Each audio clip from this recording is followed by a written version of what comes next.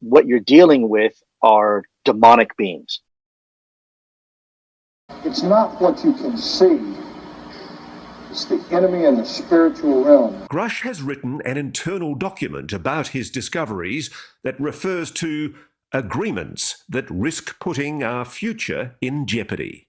And it's quite clear that you're talking about agreements between America and non-human intelligences. Have we made agreements with non-human intelligences? That's the kind of information I really hope national leadership is able to get to the bottom of. I need to pin you down on this. Are there agreements between non-human intelligences and the American government? I think that's a question that I would like to know all the details of as well. David Grush, who was told me he was going to come out at the end of June, came out right before, which pulled a lot of that over in that direction. Now he's talking about, alien invasions and, murdering, UFOs murdering humans and all that stuff, which is, of course, completely not true. This was a processing center where these children were being prepared for food to feed these mantis. And they were taken in there, and all of their extremities, their arms, legs, their heads were all removed by a laser knife type thing. They just seared right across it and it dropped off.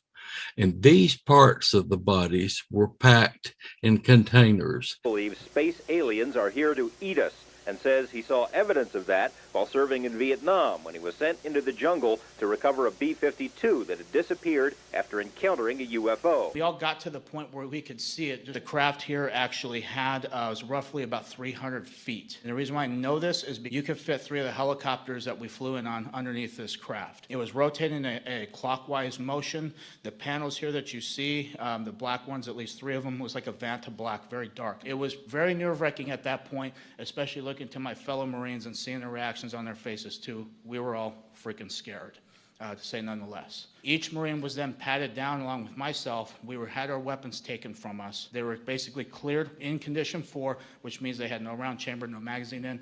They dumped our magazines out of our mag pouches as well onto the deck. And then again, because of Marine Corps order, how things are with that, they asked for our military identification. We gave it to them, obviously, because they have guns in our face. They had 2 of them that were in the back of each truck. They also had these containers that was illustrated right here, which come to find out through recent revelations from yesterday from somebody who came forward to Dr. Greer. I don't know who they are. But what they had told him and what he has told me is that this gentleman knows exactly what these were used for, because they had like a cylinder on the front, which is either for oxygen or what I hypothesized was for vacuum sealing, which believed me to suspect that they were smuggling narcotics or drugs. Come to find out, it's more disturbing than that. This gentleman has first-hand account with this and says that it was for people. It's very disheartening, especially because that part of the world have already gotten ravaged, and it's something that is very hard to see right now because of what I've witnessed. Everyone knows, of course, Hillary's belief that it takes a village, which only makes sense, after all, in places like Haiti, where she's taken a number of them.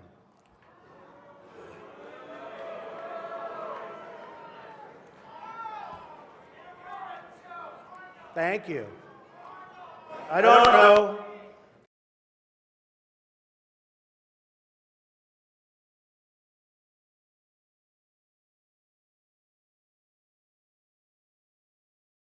When I showed up in Ukraine with a list of, I think, 20 names, the Ukrainians countered me and gave me over 10,000 names of orphans that they didn't know where they were because of the chaos caused by war. And more importantly, and more frightening to me, was the fact that I know that human trafficking is a $32 billion a year business. It's the fastest growing criminal enterprise in the world, and I also know how kids get forced into that market. And it's through vulnerable situations like in the aftermath of a hurricane, mostly in a developed country, or an earthquake, or in this case, a war. And so the traffickers call it harvest time. And that was the intel we were getting. And so we weren't just there to extract those kids, but look for leads.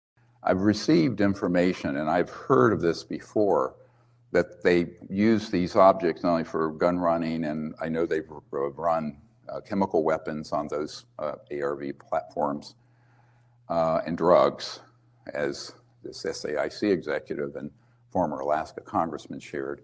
But these crates, he said, because he was read into these projects, said those were for human transfer. And usually, so there's a underground slavery involving children and women and other people. Those assets are actually used in some of the operations that are, I'm not going to go into it or use the term that's used in the intelligence community, but it's monstrous. It would make Mingala blush. So now we're adding an account to the RICO of slavery, human trafficking, and crimes against humanity to be referred to the International Criminal Court in The Hague. Years ago, these hunters found a backwater planet.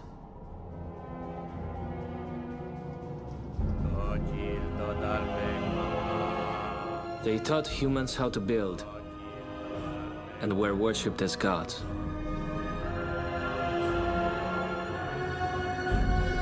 Every 100 years, the gods would return. And when they did, they would expect a sacrifice. They called us in, went into the Oval Office, and President Eisenhower was there and Nixon, and they said, we called the people in from MJ-12, from Area 51 and S4, but they told us that the government had no jurisdiction over what they were doing. So being a general, past general, you didn't tell them to go to hell without any real good reason, you know. Mm-hmm. So he said, I want you and your boss to fly out there. I want you to give them a personal message. And he says, I want you to tell them, whoever is in charge, tell them that to get in, they have this week, coming week, to get into Washington and to report to me. And if they don't, I'm gonna get the First Army from Colorado and we're gonna go over, we're gonna take the base over. I don't care what kind of classified material you got. We're gonna rip this thing apart. Eisenhower was going to invade Area 51. Yeah, with the First Army.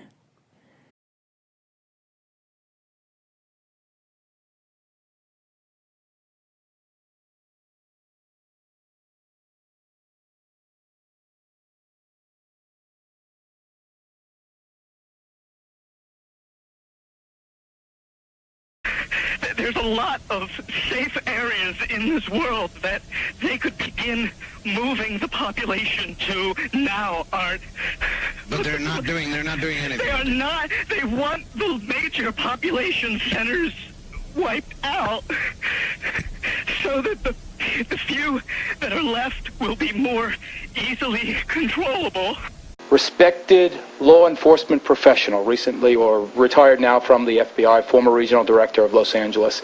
Do you, sir, believe that these dreadful allegations of babies being sacrificed are true? I absolutely believe it, without any doubt. Based on the information that's been given to me across the country by numerous survivors and by confidential sources and informants. Then why don't you name these people and arrest them? Never a name, never an arrest. These women come out of a group and they insist that they know the people in the group, and yet they do not identify these large mysterious cults. Name them and arrest them and get them off the street. Does he not make a valid point? He makes a valid point. The problem with that is, number one, police officers don't believe it. I may believe it. You may believe it. Some people in your audience may believe it. They don't believe it. Number two, if you decide to investigate these people, you have to, number one, handle it from an undercover operation. If you put an undercover operation into effect, then you have, in a sense, your own police officers become involved in these heinous crimes, and they are, of course, become murderers. And in addition to that, if you do decide to investigate these people, there's a lot of work. And many law enforcement officers are apathetic and don't want to get involved. Ladies and gentlemen, you have heard this. The debate here could rage over this issue alone for hours and hours and hours. Michael Aquino is right when he says there have not been any successful prosecutions for this horrible allegation. Ted Gunderson is a sincere man with a good reputation who says that there are difficulties in the prosecution.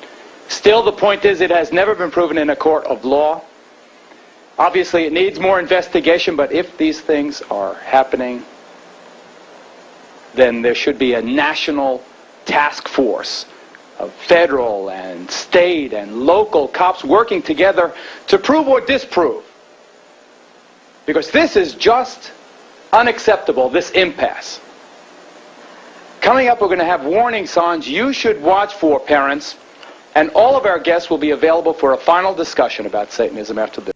Paul Harvey made this prediction in 1965 of what's happening right now. This is wild. You have to see this. If I were the Prince of Darkness, I'd want to engulf the whole world in darkness, and I'd have 1/3 of its real estate and 4/5 of its population, but I wouldn't be happy until I had seized the ripest apple on the tree. So I'd set about, however necessary, to take over the United States. I'd subvert the churches first. I'd begin with a campaign of whispers. With the wisdom of a serpent, I would whisper to you as I whispered to Eve, do as you please. To the young, I would whisper that the Bible is a myth. I would convince them that man created God instead of the other way around. I would confide that what's bad is good and what's good is square. And the old I would teach to pray after me, Our Father, which art in Washington. And then I'd get organized. I'd educate authors in how to make lurid literature exciting so that anything else would appear dull and uninteresting. I'd threaten TV with dirtier movies and vice versa. I'd peddle narcotics to whom I could. I'd sell alcohol to ladies and gentlemen of distinction. I'd tranquilize the rest with pills.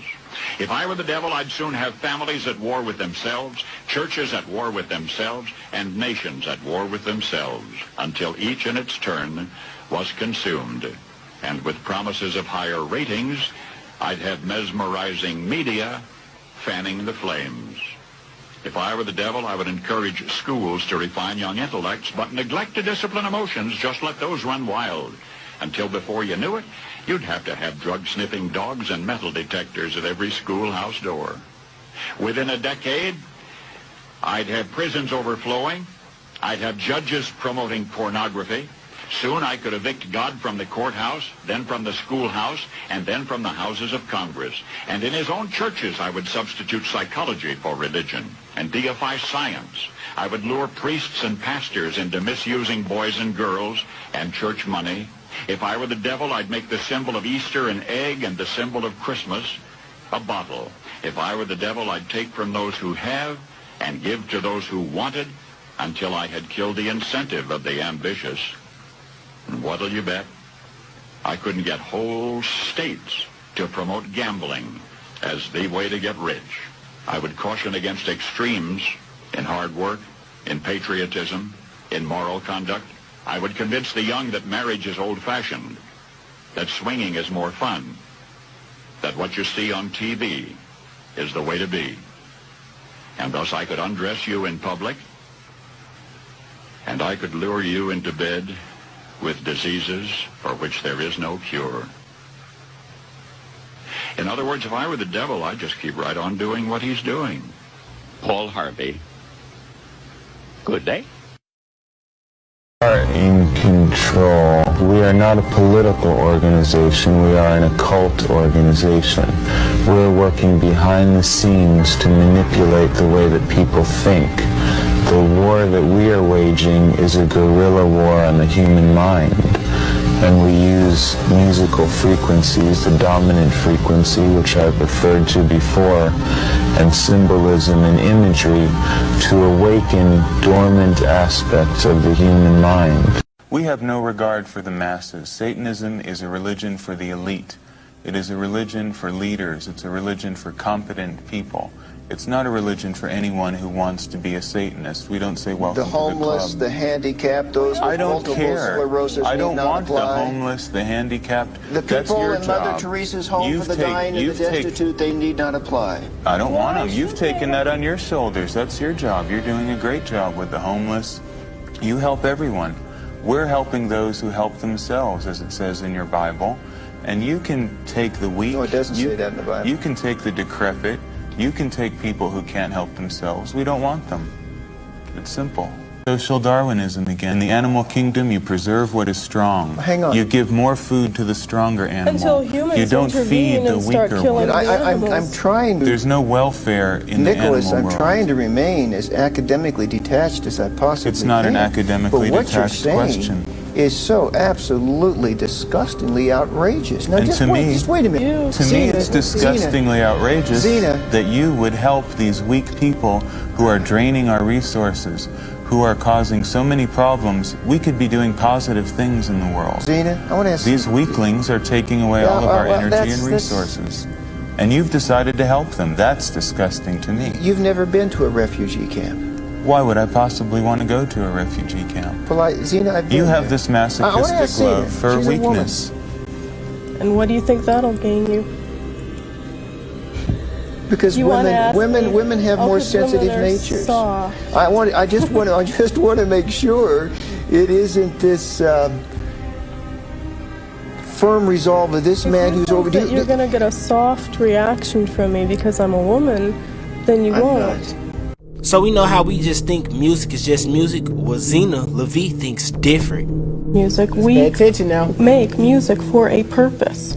It's not just background music, or it's not just, fluffy, light stuff. This is not elevator satanic music. It's ritualistic music. It is music that by even the act of listening to it, you are participating in a satanic ritual.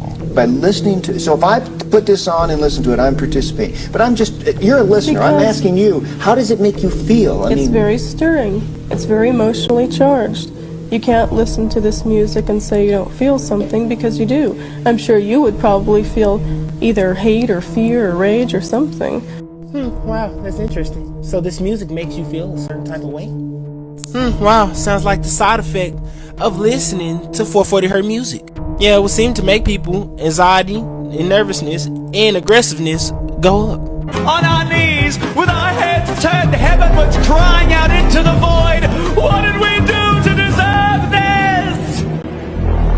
Well, we ruined the planet, we dispossessed, imprisoned and slaughtered First Nations people, we enforced gender roles, we systemized rape, racism, misogyny, transphobia, homophobia, ableism, classism and unsustainable food industries.